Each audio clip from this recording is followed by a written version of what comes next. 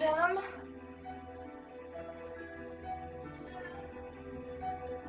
Jim? Jim?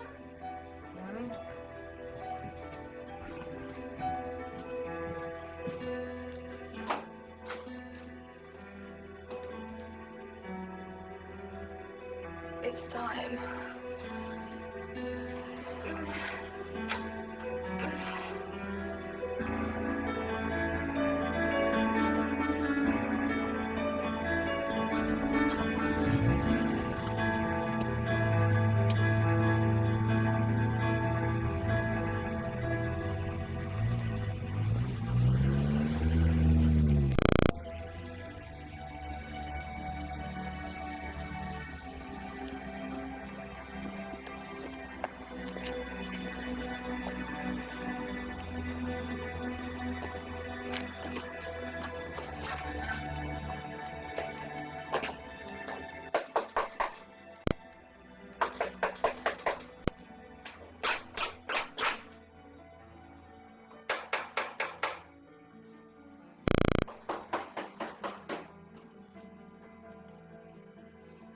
Who is it?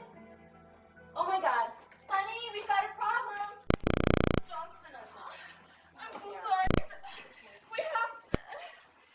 Let's get her into the bedroom.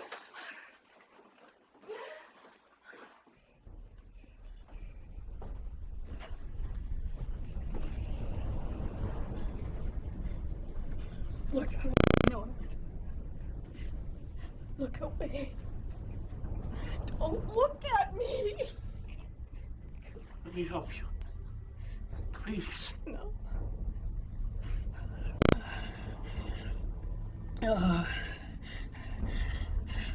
Be at peace with it. The time is near. Let me call the doctor. No.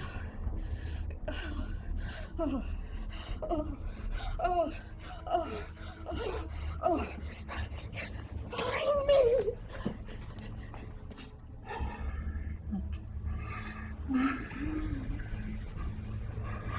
You must find me.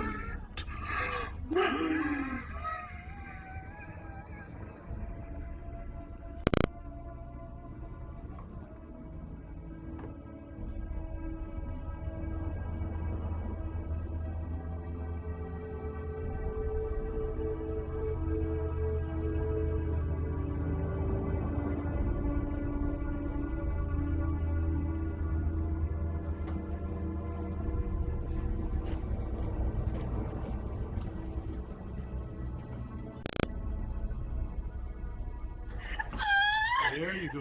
Big push, Sarah. Big push. You can do it. You can do it. Here we go. Here we go, Sarah. There we go. Good girl. Good girl. Here we are. Here we are. There. It's coming. It's coming. It's coming. Good girl. One push, Sarah. One more push. There we go. There we go, Sarah. There we go. Good girl. Good girl. You have a little girl, Sarah. You have a baby girl. The worst is over. That's a good Girl. We have a girl, Sarah.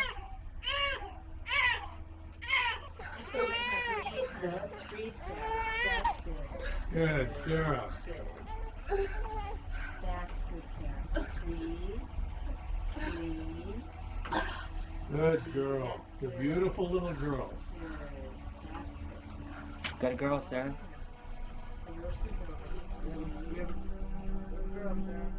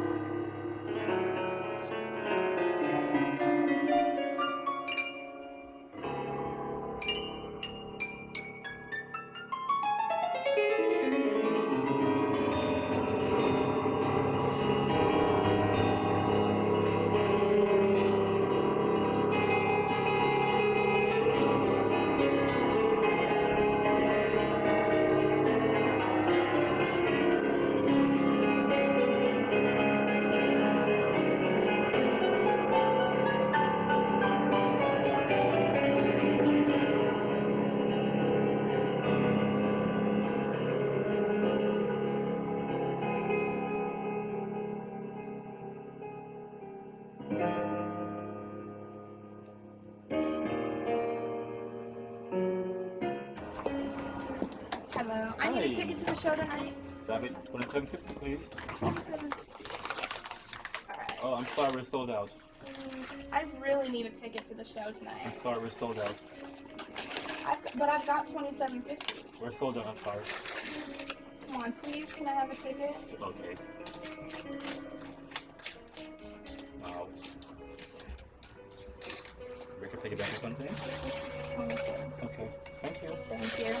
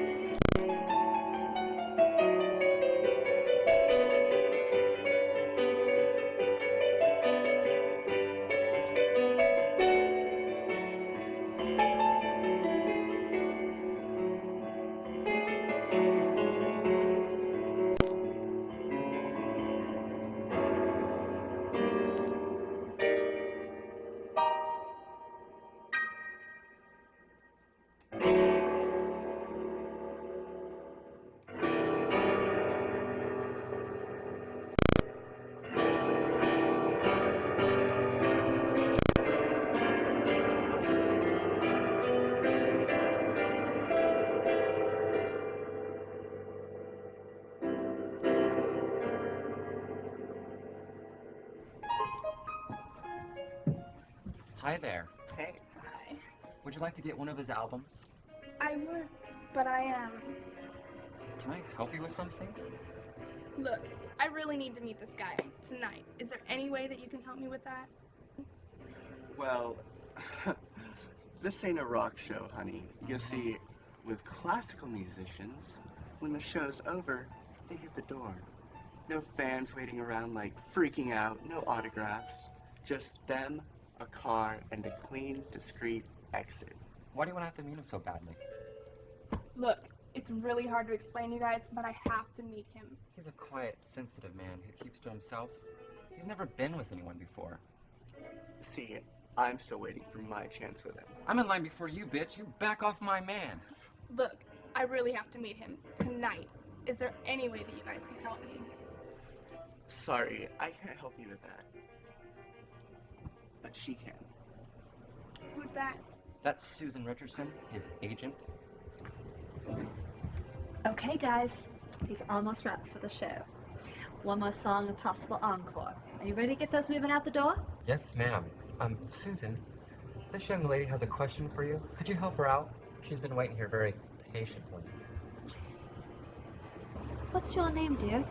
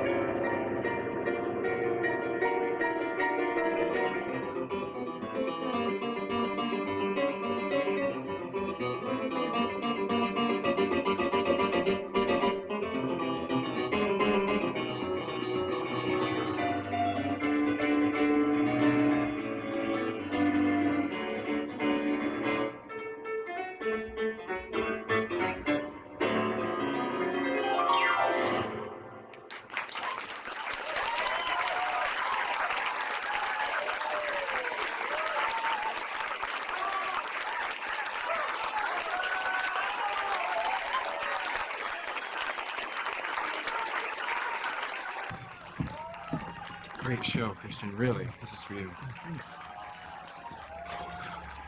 Listen to them out there. You think they want it? Well, of course. You sold out the show. I know. I mean, I know they want you.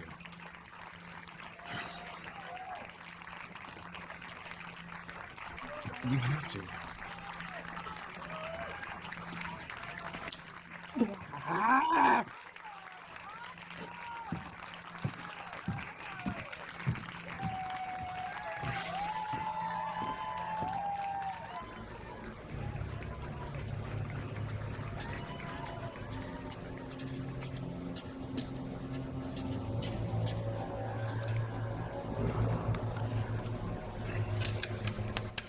Thank you. Well, Anna, thank you for coming to my show. Welcome. Thank you. Glad you enjoyed yourself. Perhaps I'll see you again sometime. Well, I really hope so. I'd love to. Have a good night. Christian, wait.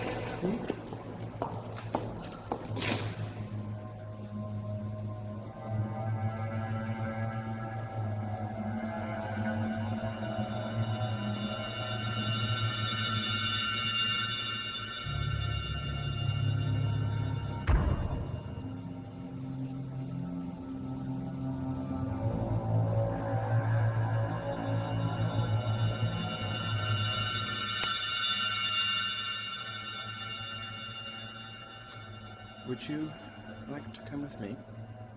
I'd love to.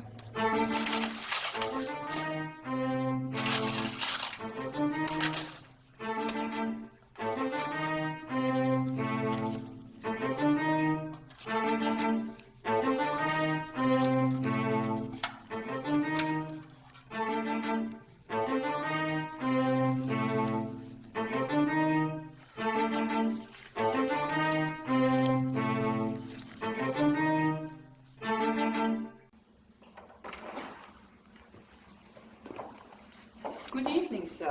How was the show? The show was amazing. Catherine, this is Anna, our guest for the evening. Anna, this is Catherine, head of household duties. Anything you need, miss, please, just let me know. Thank you. That's very kind. I think we'll be dining in this evening. Certainly, sir. Be just under an hour. Your messages are on your desk. Oh, did you pick up the... Everything is in your office. Don't worry about a thing. I'll let you know when it's dinner time.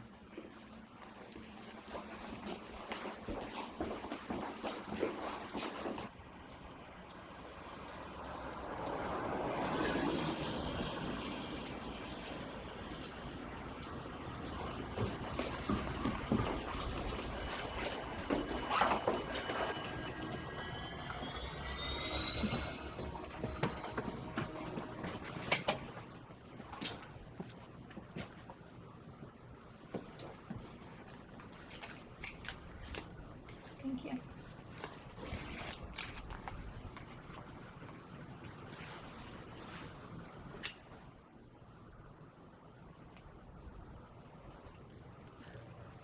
Do you always make your audience wait that long for an encore? Susan was so funny. She kept telling me how much you love to make them wait for it. Yeah. Well, I personally think it's much funnier to do it that way. This one time, I sat down backstage and pulled out the deck of cards. Stagehands went nuts. They finally ganged up on me. They lifted me into the air and carried me back on stage all the way to the piano, which of course got uproars of laughter from the audience. It's all a show, you understand. When people go to a show or to a movie, it's to escape the troubles of everyday life. With most classical musicians, you cannot break from the standards of performance, but I have broken all of that. I can put tinfoil on the strings, and I can bang on the keys, and I can make a real show of it all. And the audience is carried away to a different place for a moment. Where did you go tonight? Somewhere that I would like to visit again. Where did you go in that moment? Inside the lives of other people. I can feel them as their eyes fall upon me. I can sense if they're experiencing a moment of joy or pain. what their lives will eventually be. My life has been touched by the hand of music, and for that gift, I'm happy to give it back. What is it like to be so famous? I mean, how do you deal with it all? You must not be able to go anywhere without the entire world noticing who you are. Well, some people think that only a spoiled and ego-ridden star can stand where I stand, but in all actuality, it's the loneliest place that one could be.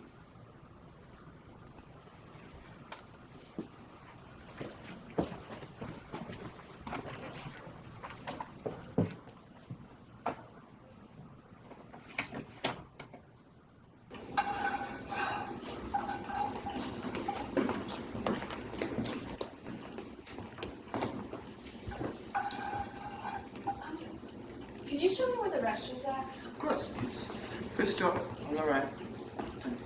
Thank you.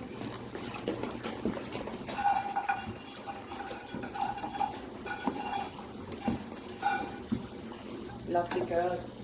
Yeah, she seems very nice. Met her at the show, did you? Friend of Susan's, we were introduced right as she was leaving. Playing matchmaker again, is she? She did a very good job for you, Christian. You must have been quite taken to bring her home at such a late hour. Oh, knock it off. Between the two of you, I swear, I don't know which is the lesser of two evils. I mean, you both want to get married off with 6 children by the time I'm 25, don't you? I just want to see you find some happiness. Well, you know what they say.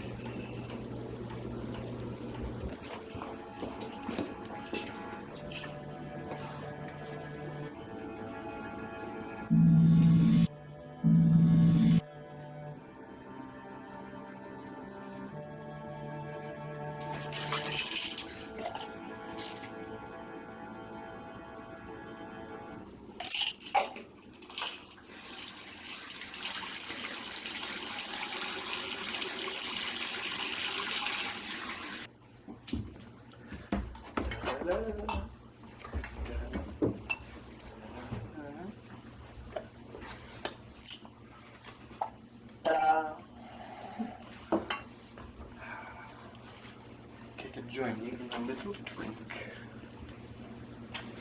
Maybe just a small one. You watch out for him, girl. He's a slime. Ah, silence, woman.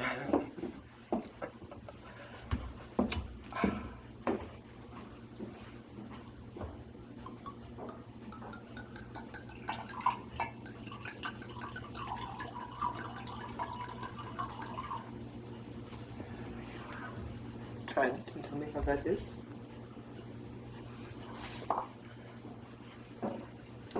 It's fine, thanks.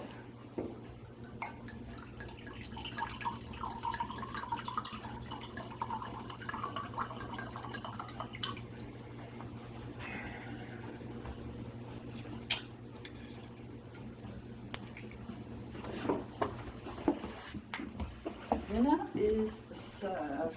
Ah, danke schön, my dear. Thank you very much.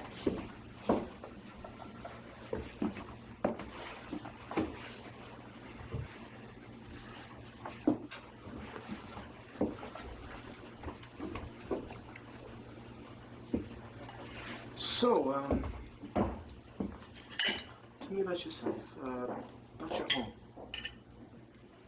I don't have a home. You don't have a home? What do you mean? Where do you live? I've been homeless for a really long time now. It's kind of a long story. My foster parents and I, we didn't get along very well.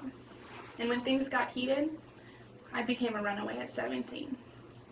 Yes, this does mean giving up school and working just to survive. But it's okay. I stay with some friends from time to time, and a lot of the local shelters have helped me out. Where are you staying now? Recent times have been very strange. I'm not really working at the moment, so this means I'd have to panhandle downtown for food money, which works fine. I got enough money to go see the show tonight. Yes, but I mean, if you weren't here right now, where would you have stayed tonight? I have been staying in a steel room underneath a railroad bridge. It's very safe. No one's ever been there and bothered me. In fact, it's very secluded, and I don't even think anybody knows it exists. I hope this doesn't... I'm not embarrassed about the truth. A lot of things have changed since then, and they won't last forever. I've been going to job interviews and keeping the word out that I need a place to go. How much time have you spent on the streets? It's kind of hard to say, really. Off and on for 3 years, I guess.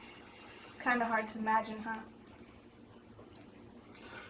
Catherine. Yes, sir. Would you prepare the guest room for tonight, please? No problem, sir.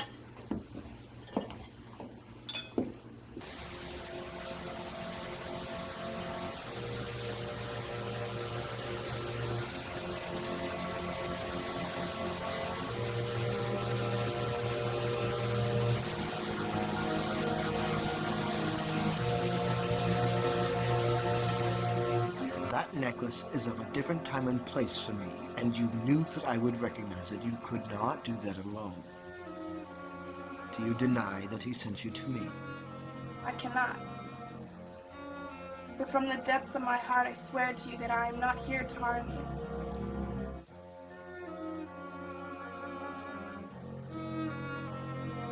Here we stand at the moment of judgment.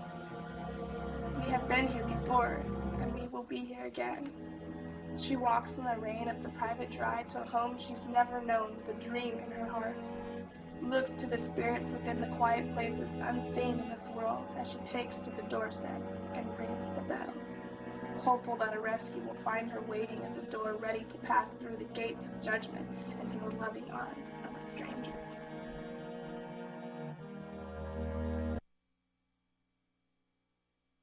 We're here today with Dr. Jack Lenoir, the author of Sufferings, an in-depth look at the eternal soul. Welcome, Jack. Thank you, Jennifer. Glad to be here. In your book, you describe several accounts of the transference of the human spirit. Can you tell us more about this theory? Well, Jennifer, the human soul is a powerful life force that extends far beyond the limitations of the physical body. It's been the question of the ages as to what happens after we die. Is there a heaven? Does the soul merely transform into energy to continue the breathing life force? Have you heard of the belief of reincarnation? Yes, I have. And how would you summarize the concept of what you believe reincarnation to be? The idea that after one's passing in this life, that they may return. I have read accounts of people returning as animals, trees. The stories all seem to focus on the transformation of the spirit from human form at the time of death.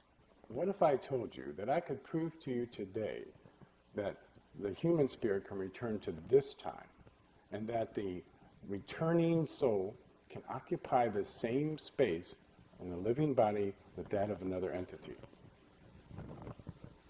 I brought a special guest along with me today. This is Megan Starr. Hello, Megan. Megan is a patient of mine who was referred by the Family Counseling Center of Oregon.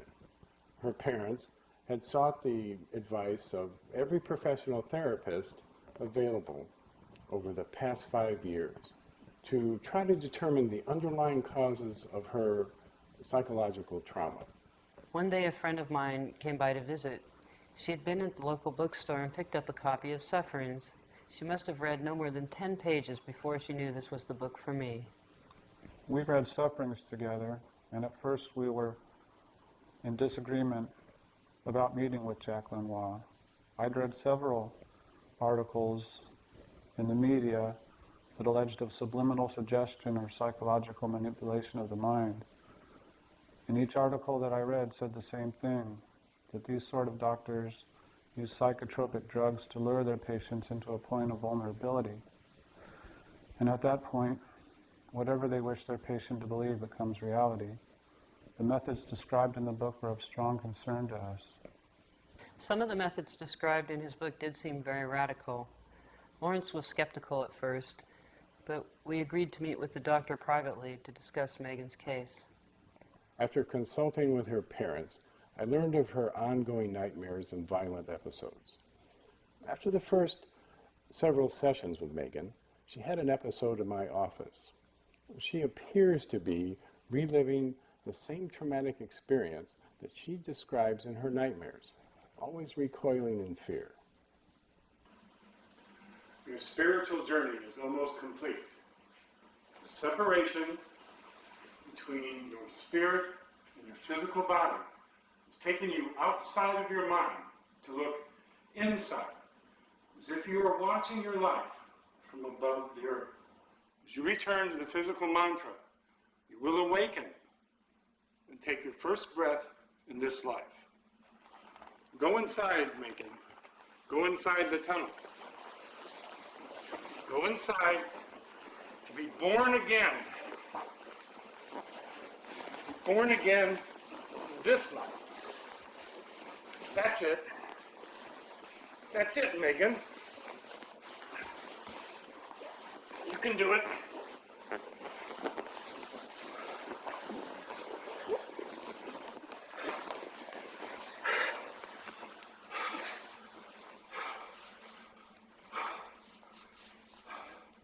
Megan has something important that she wants to tell you. Okay. Whenever you feel comfortable, Megan. My birth name is Megan Starr. I was born January 27th, 1991. But now that I have awakened, I know I'm not alone. I am also Karen Walter, born July 7th, 1953. I was a barmaid at the Bridgeport Inn on 41st. I was 38 years old at the time of my death, on January 27th, 1991. It was unusually busy for a Thursday night. I made the last call for rounds, and the place began to let out pretty quickly at that time. Katie Olmsted was on shift with me. She was cleaning tables and shutting down equipment while I was doing drains on all the cash registers. There were perhaps 3 to 5 people left in the bar at that time, all of them male. Katie made the announcement that we were closed and ushered them out the door. I noticed out of the corner of my eye that she locked the door behind them, so I then took the money to my office to prepare the bank bags. There is no armored car pickup at the Bridgeport, which means that the closing supervisor needed to take the money to the bank deposit box after closing. With payday being Friday, I had both the cash pulls from bar sales and the employee payroll. All in all, I would say I was carrying about $2,300 that night. After Katie left, I made a phone call to my husband to let him know that I was on my way home and to microwave some spaghetti so it would be ready for me when I got there. I turned out the lights, locked the front door, and went out the back entrance into the alleyway. On any other night of the week, I would have exited from the front. But since Katie was not accompanying me at the deposits, I wanted to avoid drawing any attention to myself. I knew every bum in that alleyway. They'd be in the Bridgeport getting a beer any chance they could get, so I was not afraid to be in the alleyway alone. As I made my way through, a voice asked me for a cigarette. I could see in the shadows that he was well dressed, and he asked in a polite manner.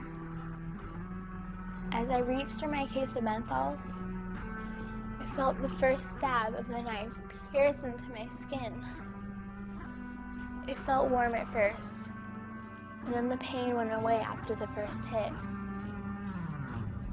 As I saw his face more clearly, I felt the knife stab me a second time. But this time, I didn't feel anything other than a numbness through my entire body. I started to fall, and he caught me. Our eyes met very closely. He examined me for a moment with a grin.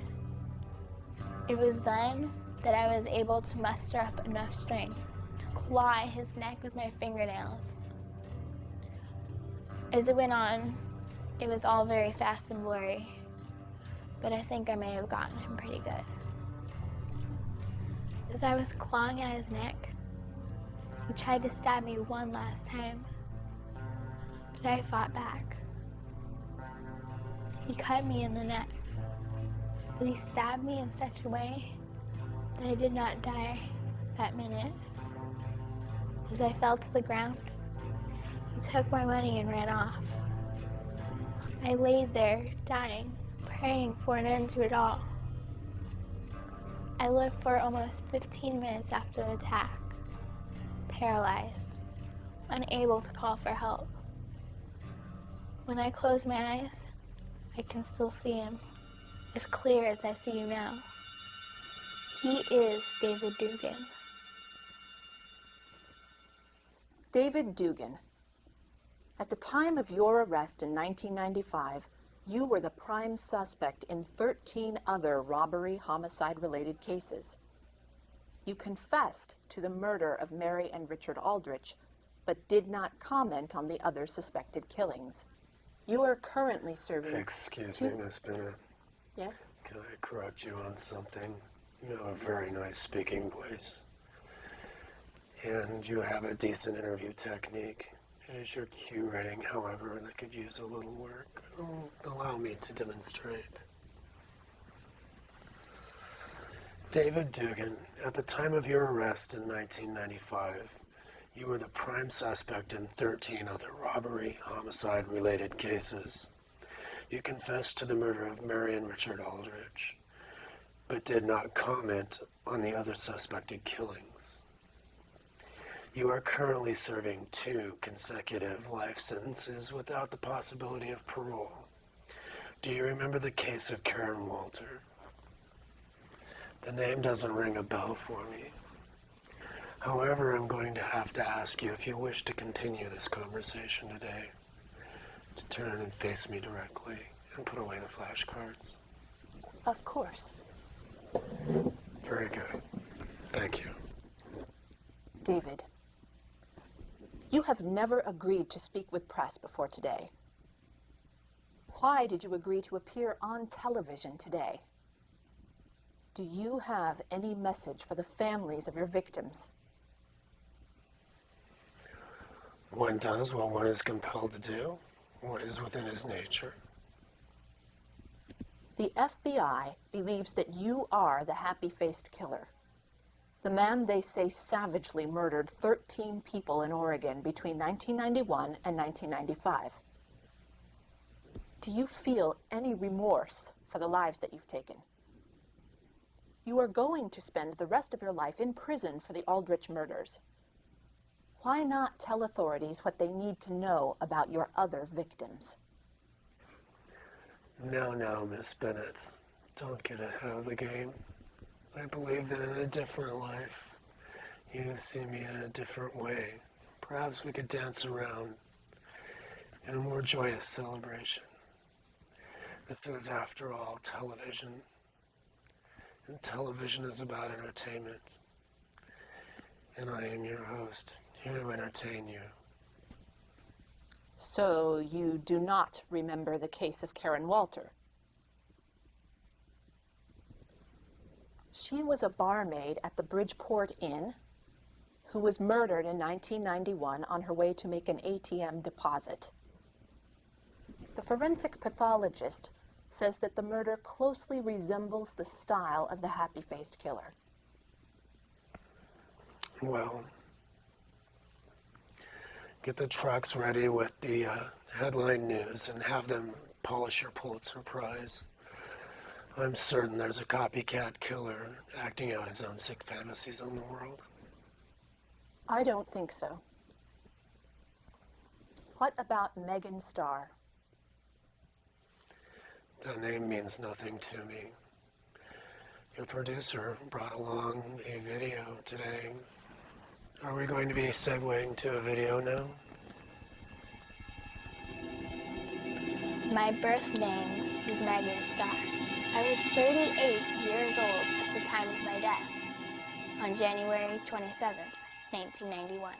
I felt the first stab of the knife pierce into my skin. It was then that I was able to muster up enough strength to claw at his neck with my fingernails. When I close my eyes, I can still see him. He is David Dugan. David Dugan. David Dugan. David Dugan. You may get your trophy yet.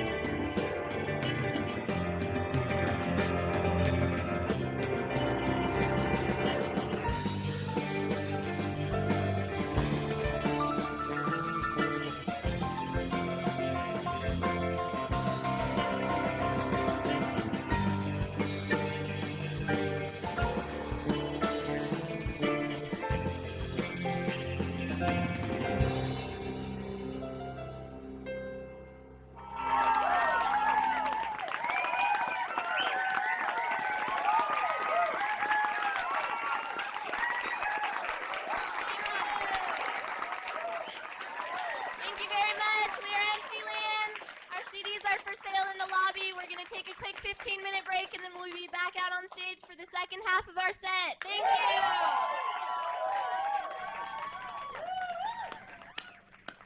Wonderful, babe. Very beautiful.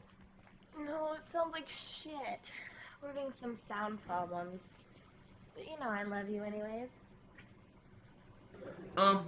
I noticed you were having some problems with the D200.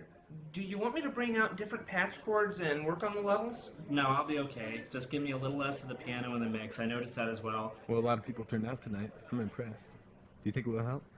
We won't know anything until the meeting on Friday. Nothing's ever a done deal in this business. Okay, guys. I'm going back up to the console now to make all the monitor adjustments. Is there anything else you want me to change?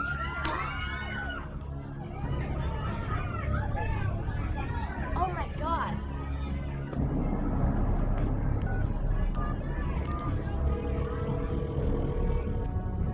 Thank you for calling 911 Emergency Services. My name is Michelle. Operator ID number 23234123923. I want my fucking money now. So get your keys.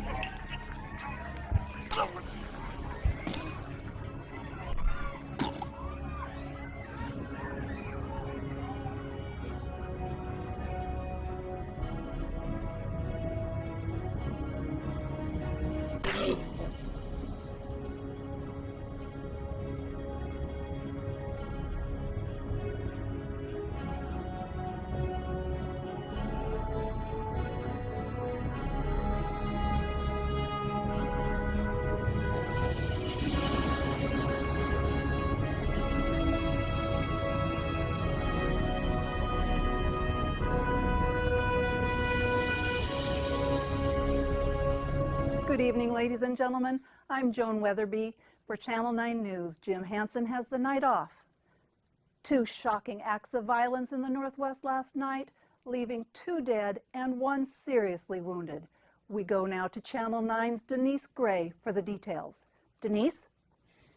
Joan, I'm standing in the 1900 block of Northeast Lombard, outside the home of Richard and Mary Aldrich. This married couple in their 40s and long-term residents of the Portland area were attacked last night in their home during a burglary gone awry. Neighbors first heard an argument in the home at 9 p.m. When gunfire erupted, they telephoned police immediately. Mary Aldrich died at the scene from a shotgun blast to the head. Richard Aldrich was rushed to Grand Falls Hospital by life flight, where he was pronounced dead on arrival. Neighbors saw the suspect flee over the back fence, and local authorities have a manhunt underway at this very hour. Denise, do authorities have any comment about there being a connection with the happy-faced killer? Joan, authorities were very brief in their statement 30 minutes ago. They believe this to be a random incident and refused to comment on the alleged happy-faced killer. However, Channel 9 has learned that former FBI Special Agent John Murray has been flown in from Washington to investigate. You may remember that Murray headed up the FBI's search for the serial murderer dubbed the Happy Face Killer, believed to be responsible for 13 homicides which shocked the local community. Still on the FBI's most wanted list, the killing appeared to have stopped in 1995 with the murder of 12-year-old Megan Starr. As locals feared, however, the killings appear to have started up again. More details are not available at this time, but we will continue to bring you updates. Thank you, Denise. In an unrelated breakout of violence, the Portland-based alternative rock band Emptyland released a statement early this morning stating that they were attacked last night in the Sunshine Club, a Seattle nightclub. The band was on stage when they were rushed with a deadly weapon. Neil Lewis, their sound engineer, is listed in stable condition after sustaining a blow to the head. Authorities say that the band's attacker is in serious condition and his identity known only by his street name, The Savior.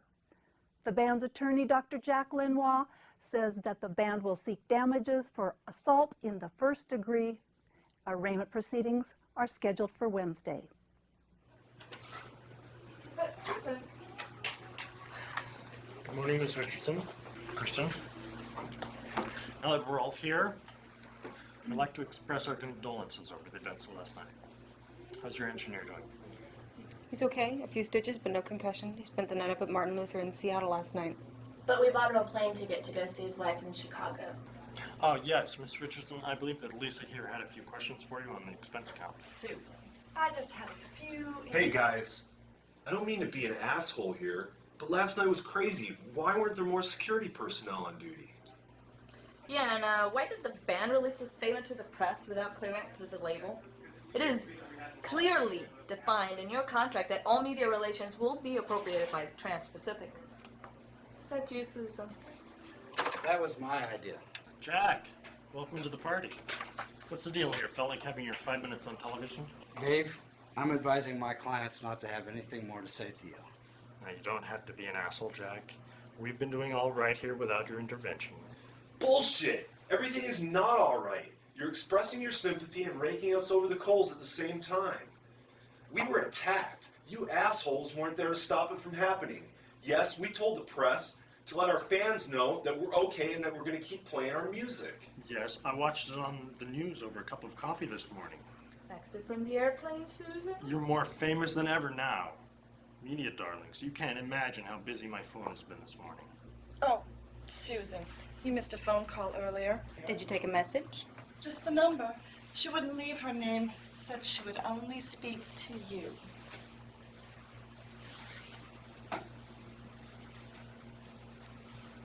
Well, I have a question for Dave. If you're so eager to pick the bones off of expense vouchers and memorandums, then why am I only getting paid $930 a month from your company? In the last 6 months, I've been on the road nonstop, put my life on hold, left a family at home, to go on television, play in dingy back alley clubs, and for what, $930 a month? If the mortgage back home with the wife and kitties is hurting right now, I would look no further than your own band manager.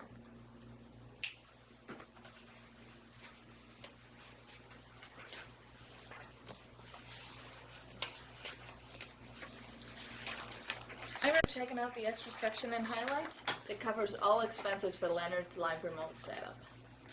Leonard's a valued member of our band. We'd do anything to make life more bearable for him. Well, under the payroll breakdown, you can see what sacrifice the rest of you must make in order to keep Leonard in the band. How dare you? How can you be mean to Leonard? He can't even defend himself in the matter. What happened is not his fault. This is completely unfair. I'm going to take Jack's advice on this matter. I can't believe you are even pretending to be looking after our best interests. Oh, honey. You're going to try to come off as an icy bitch? Please, take a few lessons from me. Stick your tits out just a little more. Stop twitching your nose and bring the nasally tone down just a hair. And give me just a little less of that and a little more of that. If we're ready to leave the circus under the tent and come back to reality, folks, the arraignment is tomorrow morning. I think we're all in agreement that charges should be pressed and that we get results on conviction quickly and quietly. Well, Dave, we are in the middle of a media blitz for the band on this. If we all work together, we can put a positive spin on this and keep from turning the band into 5-minute celebrities. We're ready to go into long-term negotiations with the label. Are you ready with your proposal? We'd consider postponing the negotiations for the present time so we could address the matter at hand. The media are going to be all over the arraignment here. We feel that in the best interest of the band, that conversation should be held after the frenzy has died down. And I'd like to remind everyone in this room that we do have the #1 single on the charts right now. Success is on the horizon for this band, and everyone in this room stands to further themselves by our success. If numbers are your only concern, then we have stacks of numbers. Record sales, ticket sales, and television appearances. Your company took an investment risk with our art, and we have delivered for your company, Dave. Now is not the time for you to let us down. What are you going to do for us? Lisa, will you schedule the band for 10 a.m. Friday morning?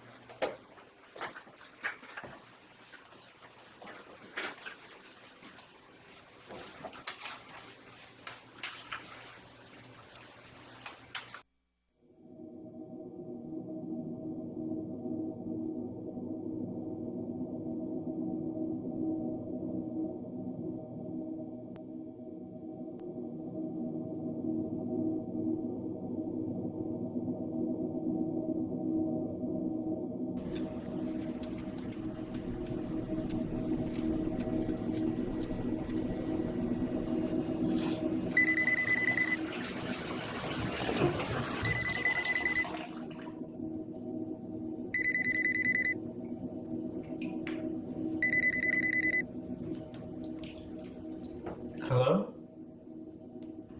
Hello, my darling. Anna? Anna, where are you? How have you been? I've missed you. Poor baby. Poor baby.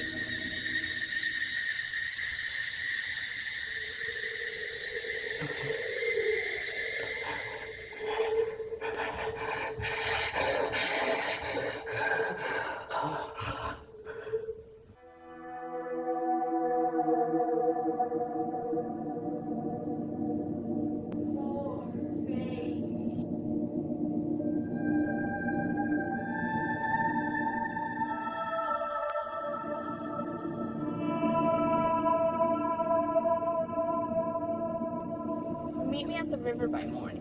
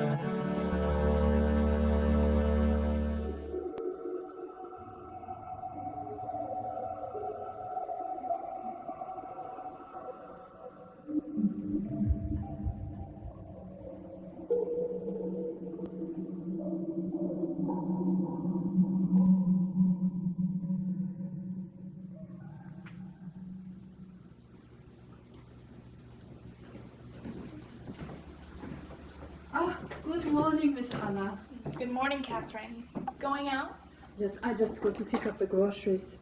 I go every other day or so. Is there anything special you need? No, I'm fine. It's not a problem, really, if there's anything I can get. I guess it's some red wine and some candles for romantic dinner tonight would be great. Not a problem, ma'am. Sounds like a very nice idea. Well, I'm off. Have a good morning, Miss Anna. You too, Catherine.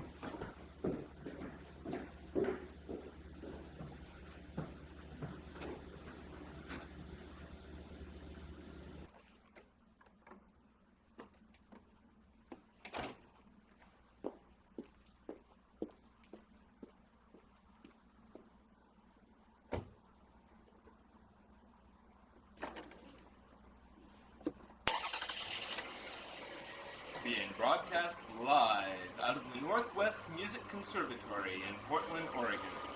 The metamorphosis of the neoclassical music era into a realm of modern performance art. The subject of interest this evening, German concert pianist Christian Jaworski. A controversial public figure, Jaworski has long been known for his stage theatrics and the infamous incident at the Munich Center for the Performing Arts, where he broke 13 strings from the original piano used by composer Franz Liszt, which consequently led to his exile from the German concert circuit and his rise to fame in the United States. That's right, Michael. Jaworski has indeed been acknowledged as a notorious figure in the neoclassical world. However, his methods and conventions defy the modern music theory, leaving his work continuously open to relentless criticism from the conservative fundamentalists. In America, he has found his niche in the last year with the release of his first record, Bucky's Ball, and the subsequent nationwide concert tour. Tonight, we will join Jadorsky live in concert as he wraps up his first U.S. tour.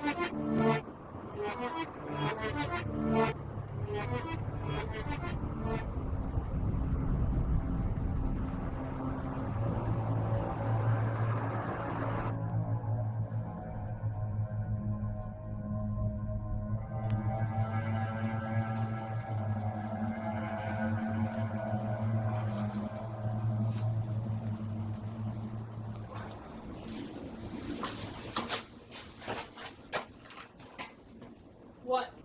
You've been gone for days now, Anna. I was beginning to worry about you. You know I can take care of myself, John. I brought some food to eat. So it went that well, huh? You've already taken to stealing food from his house? Love from his heart? Lust from his bed? Really has been a long time. The Christian I knew would have seen right through you. He does know about you, John. There's nothing I can do. I'm sorry. Will he come here? Will he come see me? Then you failed your mission. My mission, John? My fucking mission? I'm not a weapon that you can direct upon targets as you see fit.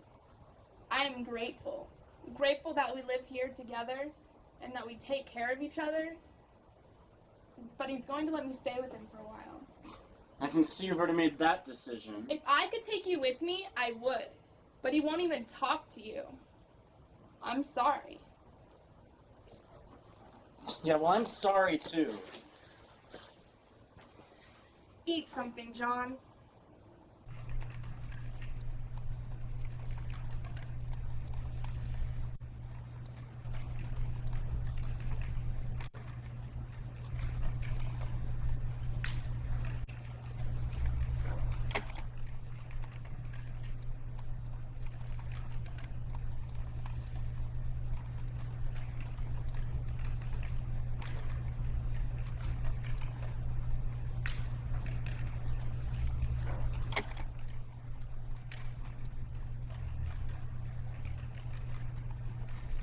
Do you need some help today, sir?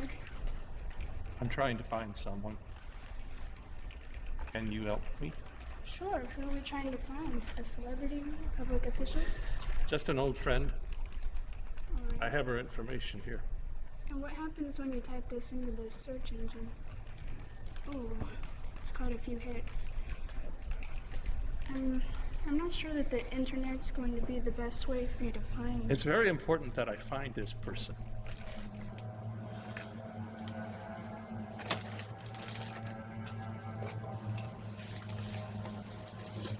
Do you have anything to drink? Yeah. Yeah, I do.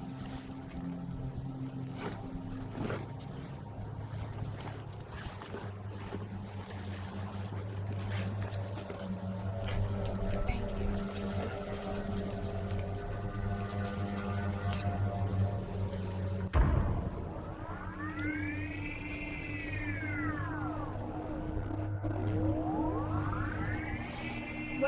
What's wrong with me, John? What did you give me? Nothing that you didn't desire, Anna. Tell me the thoughts in your mind. Are they of him? Just leave me alone, John. Don't you understand that I'm here for you? I'm your friend. I've always been here for you. What is it, John? What did you give me? I know you slipped me something. Stop it, John. No. Stop, John. Stop! Get away! Stop!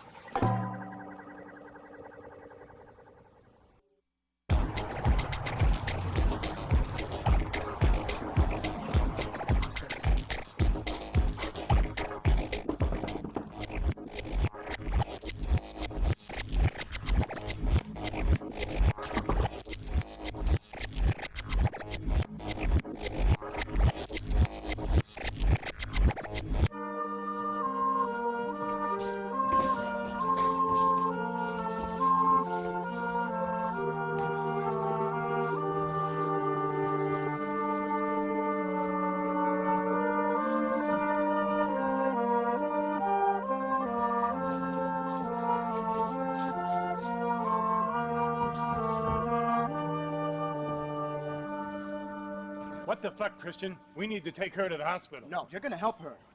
This is unethical regression therapy while she's in this state. I'd be risking my career to go inside her mind right now. It could be considered subliminal suggestion and cause irreparable long-term damage to her. Jack, would you just look at her? Would you just fucking look at her? She's lost. She's lost in a world of sorrow, despair. A hospital can't help her. Fuck, they're not gonna be able to bring her back. You get the fuck in there and you help me take her where she needs to go to get through this. Jack, she needs to be born again.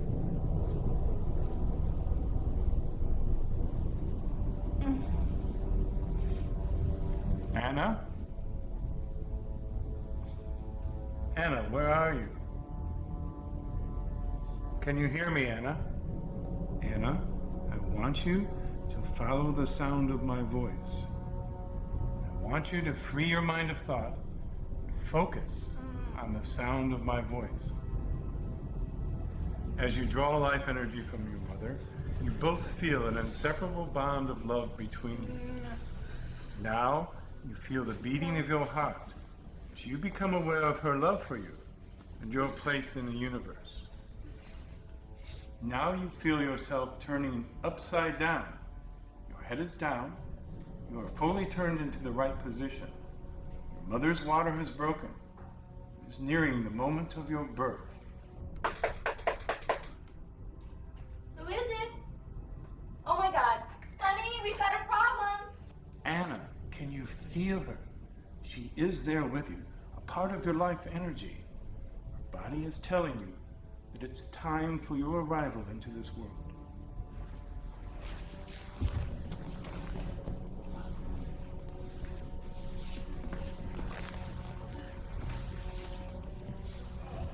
She's pushing now. She can feel you as you pass through her body. You feel yourself being carried along the canal. Go inside, Anna. Go inside.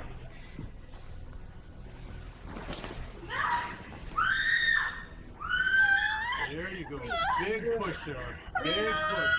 Push! There we go, Sarah. There we go. Good girl. Good girl. Here we are. There we are. Breathe, Sarah. Breathe, Sarah. That's the girl.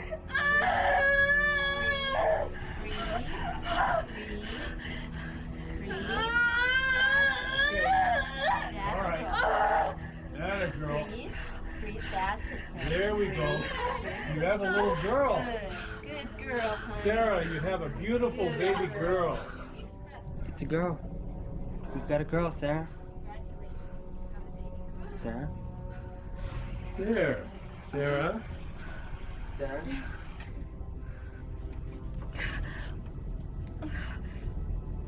Good girl, Sarah. Her pressure's starting to drop. Her respiratory signs are absent. I'm not getting a pulse. No. Take the baby, Jim. Sarah? Sarah? Can you hear us, Sarah? Sarah? Respiratory signs are absent. There's no pulse. Okay. 1, 2, 3, 4, 5. So breathe. 1, 2, 3, 4, 5. Breathe. Sarah? Sarah, can you hear me? Again. 1, 2, 3, 4, 5. Breathe. 1, 2, 3, 4, 5. Breathe. Sarah? I'm Sarah, still where not are getting you? a pulse. Maybe we should get an epi.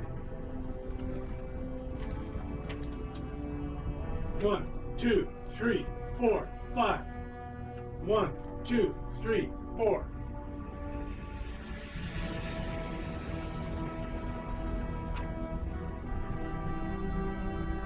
We're losing her. One more time. 1, 2, 3, 4, 5. 1, 2, 3, 4, 5. Sarah? Sarah? 1, 2, 3, 4, 5. Again. 1, 2, 3, 4, 5.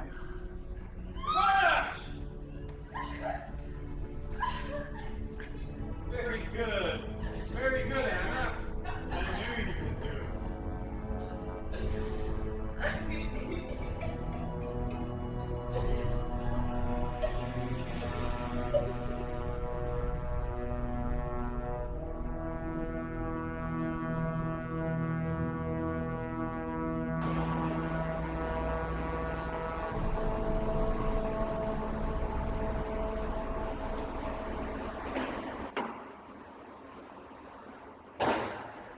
You look like you're waiting for someone. Hello, Miss Bennett. So what have you got for me? I was in the audience at the Emptyland show. The night the band was attacked? Mm-hmm. It's okay. No one's going to know that you came to me.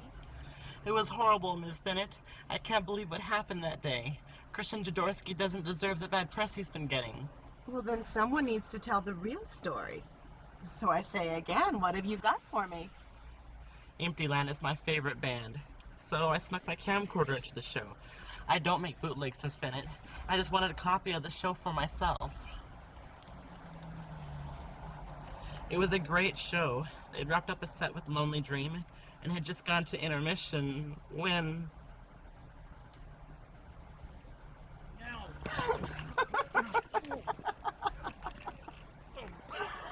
So how much do you want? What? I wanted you to see this so that you would know what really happened. Christian didn't do anything wrong. I don't think you'd want this seen on TV. Oh, honey, don't you understand what a gold mine you're sitting on? Don't you see this tape could help clear his good name? Ms. Bennett, no. No, you can't keep it. I didn't make a copy. Oh, Sean, honey, don't you want to help Christian?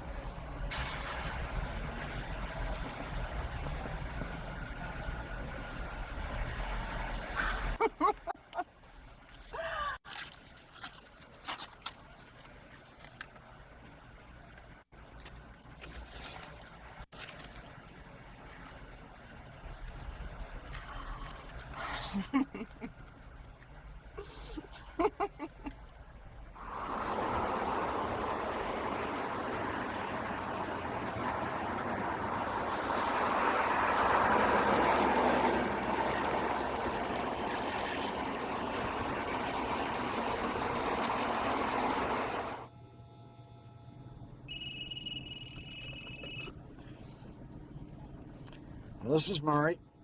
Murray, it's Davis. Yeah, what have you got for me? The autopsy report on the Aldriches. Richard Aldrich has postmortem mutilations. Do you have photos? Yes. Email them to me. Hold on a sec.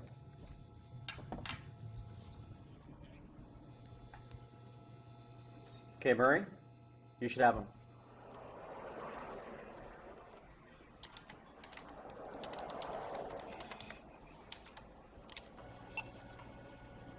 It's our guy. You can't be certain of that. This could be the work of a copycat. Here, take a look at photo 47A. Now, Richard Aldrich's mouth was cut and stapled to make a happy face. In all the previous cases, he made stitches from fishing line. Well, he's also been dormant for 7 years. He could be changing his MO. His signature has been carefully crafted for each of his victims. Possessions are taken from each of them, but he only does that to confuse his real motivation. Tell me the pathology. Mary Aldrich's hands were handcuffed to the radiator in the bathroom while Richard Aldrich was being sodomized. Looks like he wanted her to watch. But that could suggest a predilection to homosexuality. Now, don't get ahead of yourself. Follow the evidence trail. I mean, why seek such retribution on the husband? It strongly suggests sexual abuse at the hands of the father. The mother probably knew but was powerless to stop it. He's seeking vengeance on a basic level, but the complexity of the motive seems to vary with each victim. What happened next? He shot Richard at close range, directly to the stomach. I mean, it looks like he performed the mutilations in the bathtub, probably using a paring knife from the kitchen and a staple gun from the garage. He used material from inside the house. Well, that's new as well. The neighbors called the police when they heard gunfire, so he was probably in a rush at this point. He let Mary out of the handcuffs and took her to the bedroom. Forced her to open the safe. The safe was still open when we arrived. Local PD still combing the house and working the file cabinet to get a complete list. So they threw away a lot of receipts, or they're storing them somewhere. Davis, I'll be on the plane in 20 minutes. Email everything you have so I can review it on the plane. I'll keep working the evidence. I'll call you from PDX. Okay.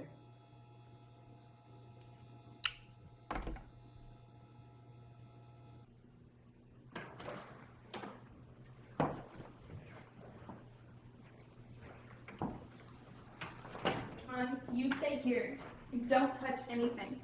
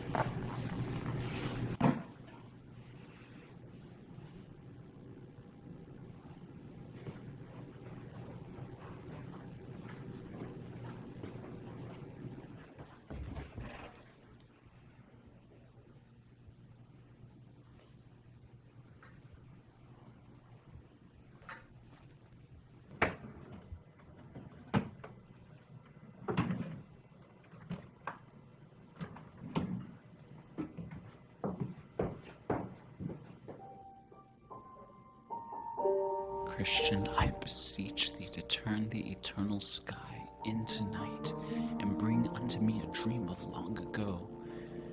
Be at my side, sweet angel, for you are the sunshine in my world. My eyes grow heavy and my heart full of joy.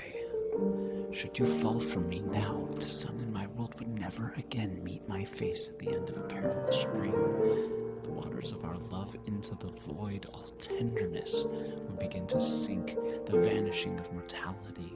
Should you fall from me now, the rain would never call and the land would dry its own tears till only emptiness remains.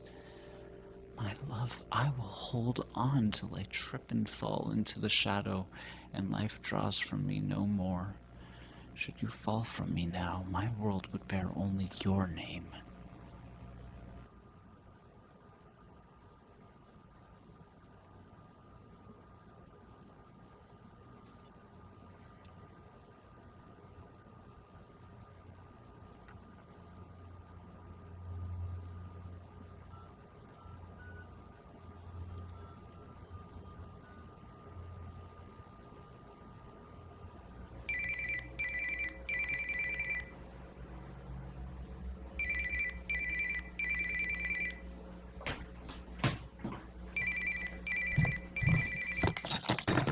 Hello?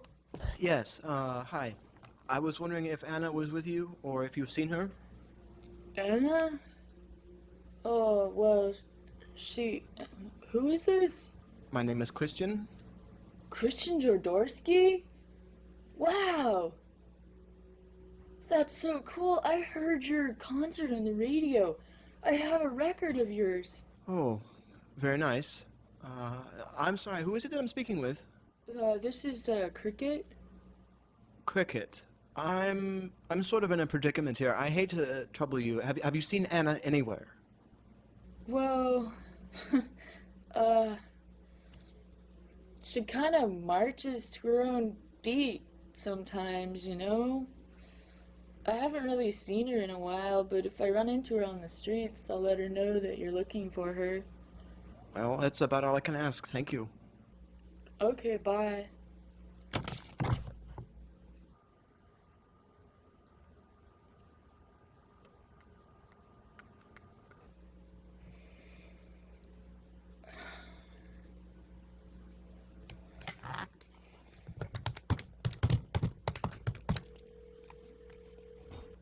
What do you want? Put her on the phone.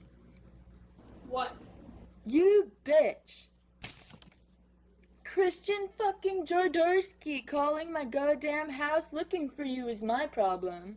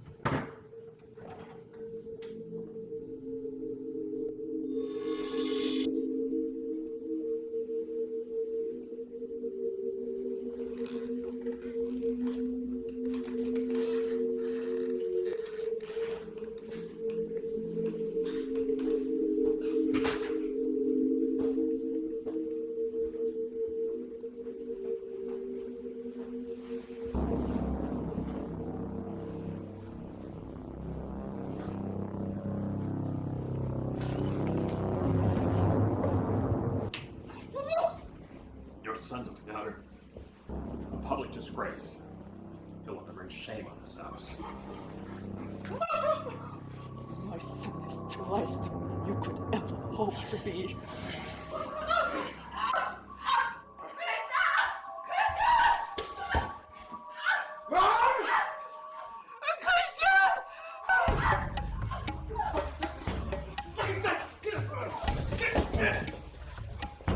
Fucking have hit my mother!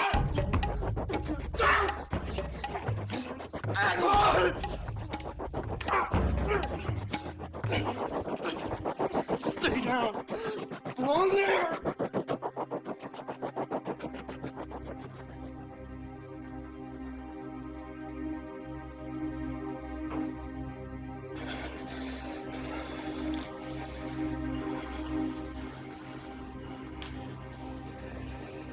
If you were my father.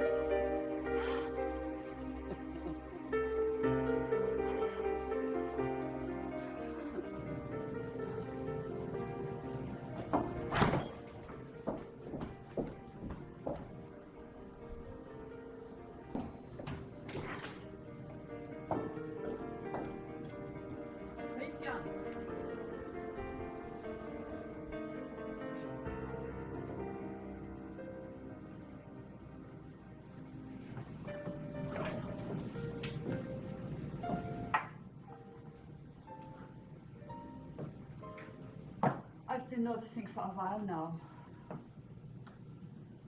I thought you should know.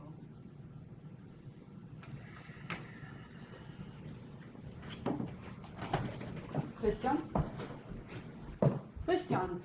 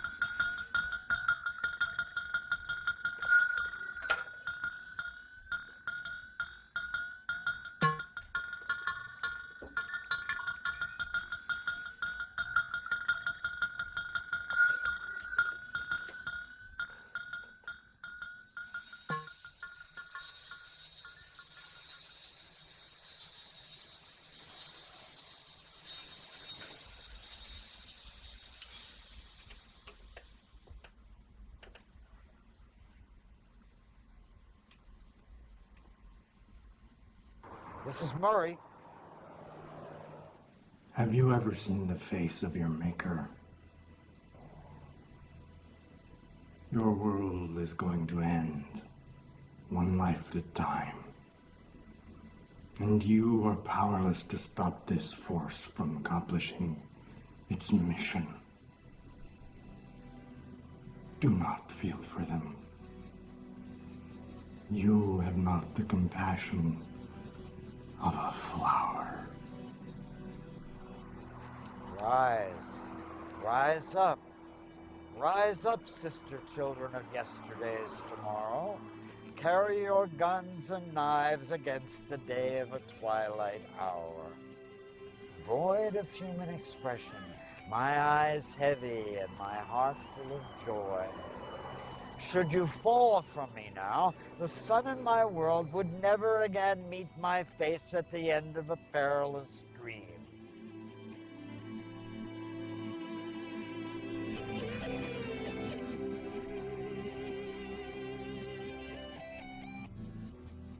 Do not question that which you do not understand!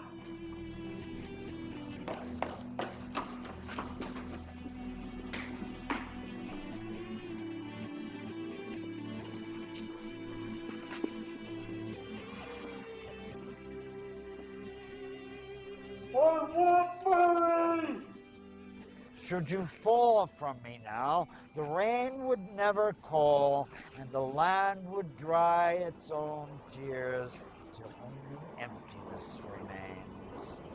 I shall hold on till I trip and fall into the shadows, and life draws from me no more. In the springtime, the flower's opening comes as the long-awaited metamorphosis.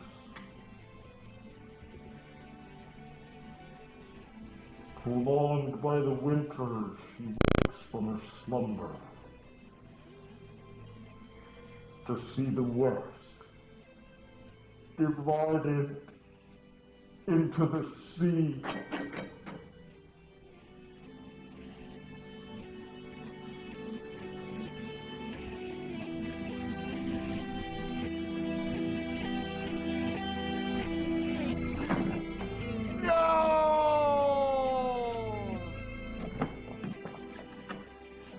Hello?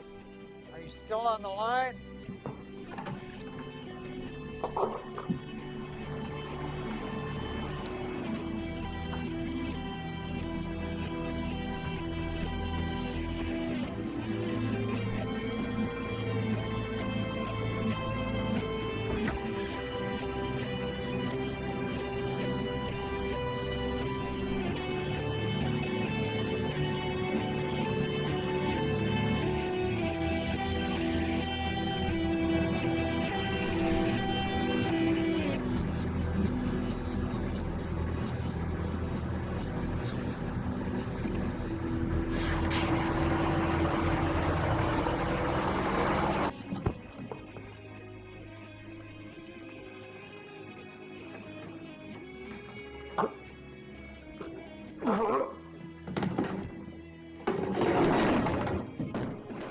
Get the FBI on the line right away. The plane leaves in 10 minutes.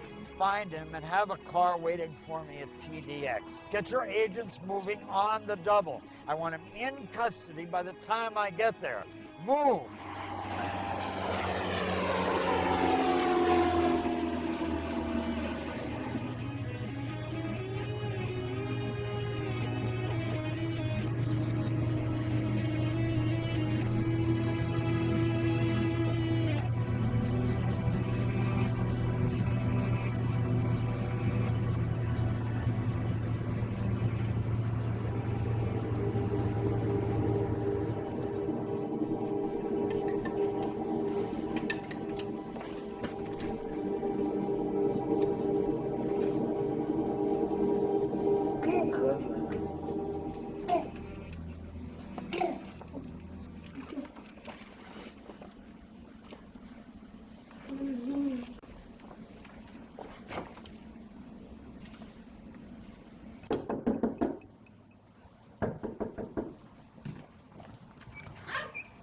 Mr. Anderson? Yes? Hi, I'm Cleo Hansen from Children's Services. You gave a call to our offices this afternoon. May I come inside?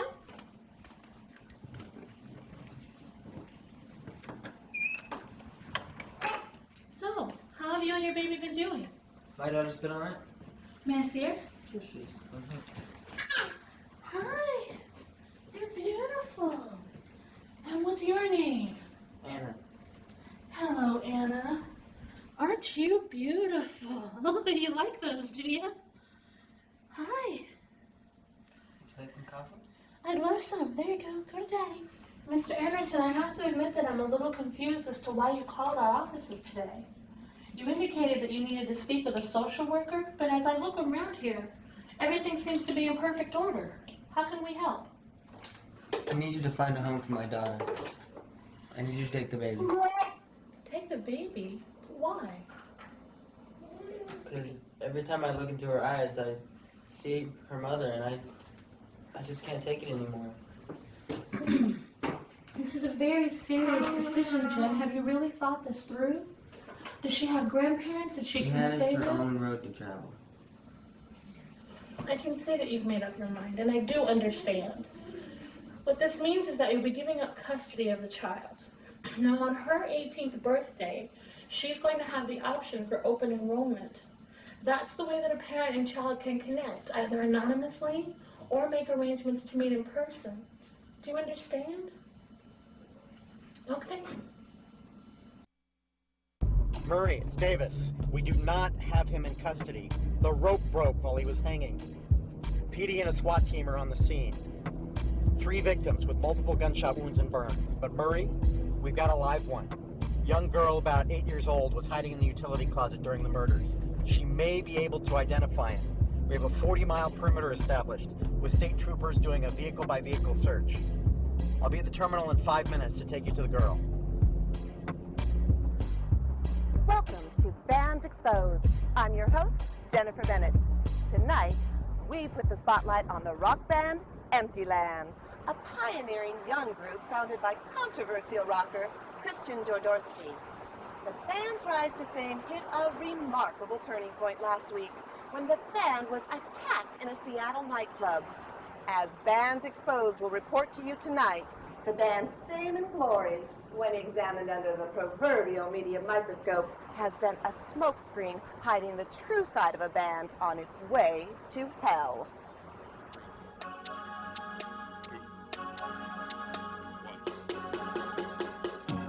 Emptyland was founded by experimental pianist Christian Jordorsky in 2001. Jordorsky grew up with the music scene of the Northwest. A pianist since the age of 2, he began songwriting at a very early age. Here, you can see the first version of Bucky's Ball, in its earlier stages, of course. After high school, Jordorsky took to the stage as a solo performer, as you will also see here from various bootleg footage now widely available on the internet. One by one, he met his co-collaborators and recruited them to form a new experimental band with their combined talent. As seen here in an early jam session, the band would often write songs in the dark, back in the early days before they had escaped the basements of North Portland. The band included Susan Richardson on bass, Skip Patenti drums, Leonard Radcliffe guitar, Lena DeCogney touring vocalist, and former lead vocalist Anna McKenzie. As frontwoman, lead vocalist, and one-time flame to Christian Jordorsky. We spoke with McKenzie last May after their public breakup covered the tabloids and rumors of the band breaking up were whispered. What was it about this band that drives such spiritual prowess and honesty in its message? Emptyland is a very unique form of energy through music that can never be tapped into any specific genre of music. The music of Christian Jordorsky is one that is a beacon of energy and taps into these sources of inspiration that I will never comprehend. His enthusiasm for music and art is one that inspires us all, and we followed him, somewhat blindly. Well, what was it about you two that made your relationship impossible? You know what? You really are a bitch for asking me that. Did you know that? I don't even care if you put this part in either. I'm leaving the public eye because of all the lies that are told about me. Your fans, we're talking thousands of teenagers here, want to know your story. Do you have any comment at all about Christian Jordorsky? Nothing at all. You don't have anything at all to say about Christian Jordorsky.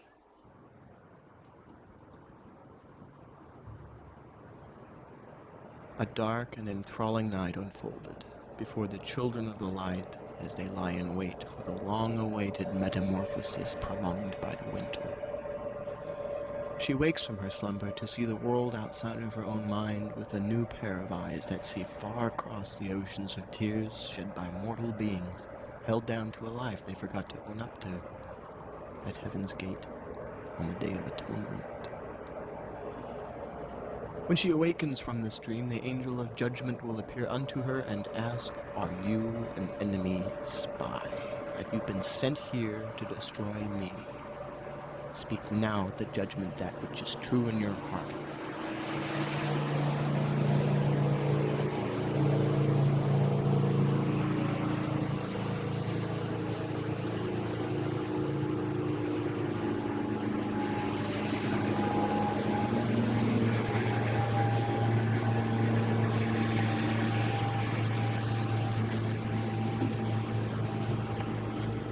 Here we stand, at the moment of judgment.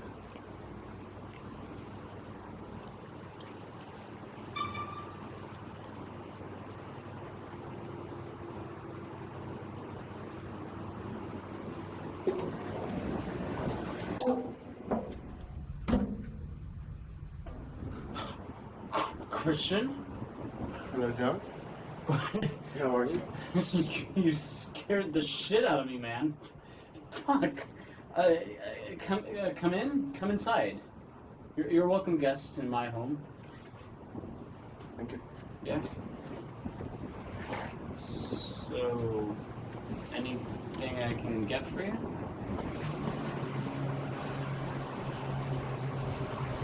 Can I try some of that? Are you kidding? I just wanted to see what it was that I was missing this whole time.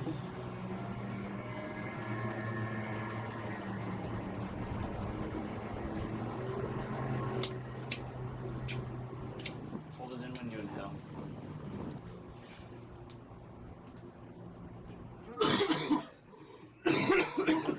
It's okay, Christian. It happens to everybody their first time. Don't worry about it.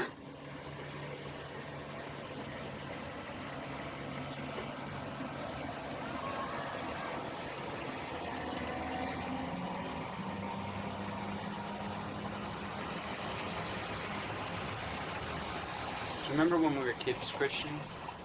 And what did we used to be when we were kids? We were friends. No, Christian, we were best friends. You know, the closest I've ever been to anybody. It was a long time ago, John. Let it go. Best friends, you know, Christian, they tell each other everything, right? You started doing drugs when you were 12, John. And we were just kids. Some fucked up shit, and we were still in grade school. What did you expect me to do? I was ready to watch you throw your life away. With everything you had to offer the world, I still hate to watch it. Now look who's got the innocent face, Christian. Don't you feel a little funny? Something not quite right, perhaps. Do you have any idea what's loose inside of your head right now? A lot of thoughts are running around my head right now. I can't even catch them running so fast. You ask me what we used to be, John? Yes, John, we used to be best friends. And you took a path that I was not ready to follow. I missed you. There's something golden that I held true in my heart until you fell away from me. And I'm seeing something in you that I can't. Do you remember all the games that we played when we were kids, Christian? Do you think it's normal for two boys at the age of 12 to be lying in bed together naked? All of the games that we played. Don't do this. Do you? It's your fucking ideas. It's your idea. So don't you talk to me about regrets. Right and wrong. You were a fucked up kid. That's right. Christian, some secrets should stay sacred between two friends. But this one, you know, this one, my friend, it's between you and me. So we fucked when we were kids. It doesn't mean anything. It was a long time ago. It's over. I love Anna. And so do I. Don't you see? That is why I had to have her. To have something that was a part of you. So that I... Shut the fuck up! You don't know what you're talking about. You fucking leave it alone. So you do remember it fondly. As do I. Of course you wouldn't know that because you've been gone from my side for all of this time. It's like a distant echo from then to where we stand now. I remember every moment of those nights, waiting for you to fall asleep just so I could lay there next to you for half of the night. And in all of this time, Christian, I've grown to forgive you for walking away. Is that why you returned? Can we call it even now? Is that why you're really here?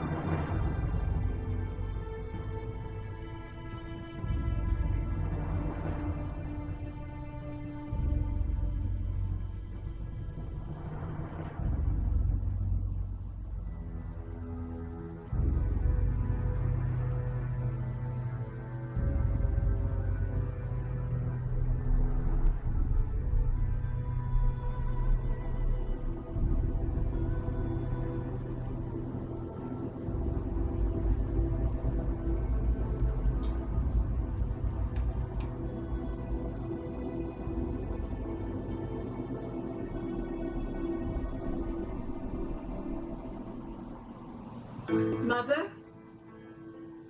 Poor baby. Poor, poor baby. All that I have ever wanted was to be with you. Why did you leave me? I surrendered my life in the realm of the living so that yours would be spared. She's been with you all along. Can you feel her, Anna?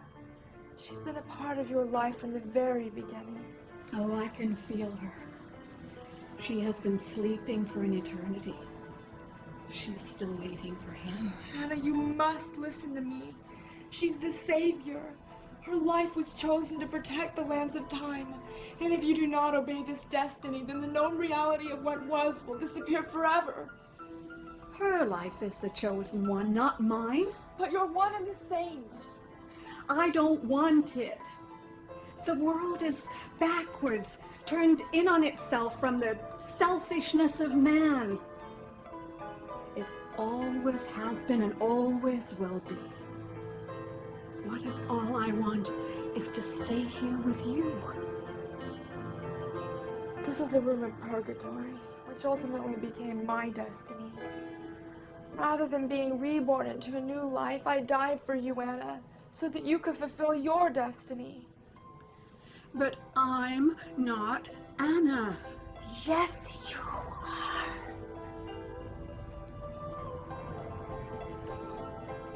Mother, I've dreamt of you my whole life. In my heart and spirit, I desire to be with you. You who had sacrificed your life so that I may breathe for a short time in the mortal world. What must I do to remain here with you? There is only one way. But you must not even think it.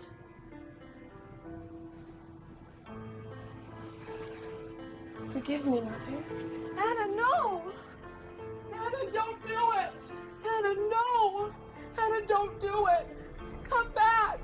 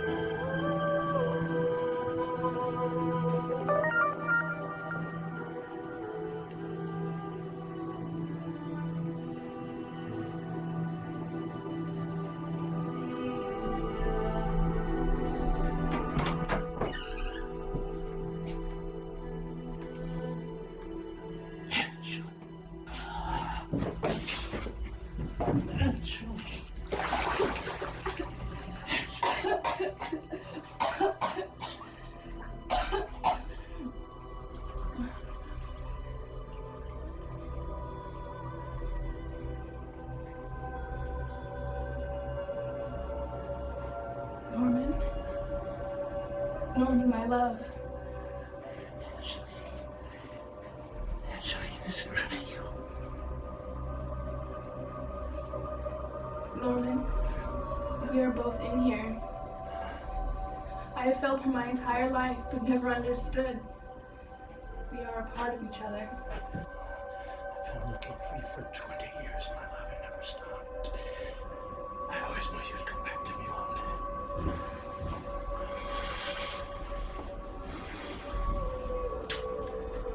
Norman?